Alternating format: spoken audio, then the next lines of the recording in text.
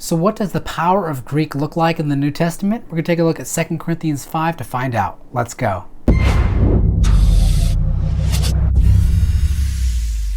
What is up, everyone? Welcome to the Puzzle Piece Exegete, your go-to place for studying the Bible in its biblical context and its original languages. My name is Steven Rodriguez, and if you're new to the channel, make sure to hit that subscribe button and that notification bell.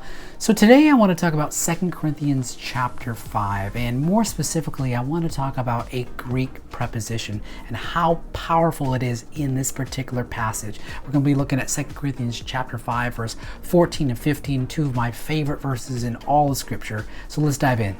So I'm going to go ahead and read this passage, 2 Corinthians chapter 5, verse 14 and 15. And when we come across that Greek word hypέρ, that preposition, I'm going to go ahead and point it out. So let's read. Verse 14.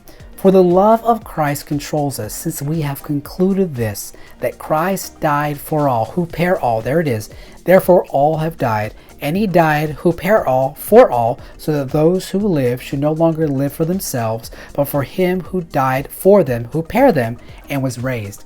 And this is my takeaway. This is what I want for you to get out of this today, is that the Greek preposition hypέρ speaks of two senses, that Christ died on behalf of all humanity as a representation by means of dying in the place of all humanity as a substitution. So I'm going to say that again.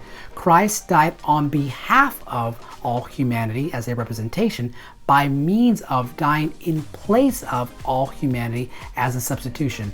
Now, where do I get that from? Well, this Greek word hypέρ has two meanings, or can have two meanings, as a representation on behalf of, but it also has the sense in it in the place of as a substitution. And that's exactly what we have here as a double meaning, like a double duty. This preposition is doing double duty in this passage. Not only did Jesus die on behalf of all humanity, but he died in the place of all humanity. One Greek preposition, and sometimes we might miss this again in the English, and many translations will say for, and that's great, and that's a fine translation. But for us to kind of get more in depth here, and we see the greater depth of hypέρ and what it can mean, it has a greater theological significance. So I'm going to go wrap this up here. My conclusion point: Christ was a representation on behalf of all humanity through his death, and was a substitution in the place of all humanity through his death. And that's the power of the Greek language of the New Testament.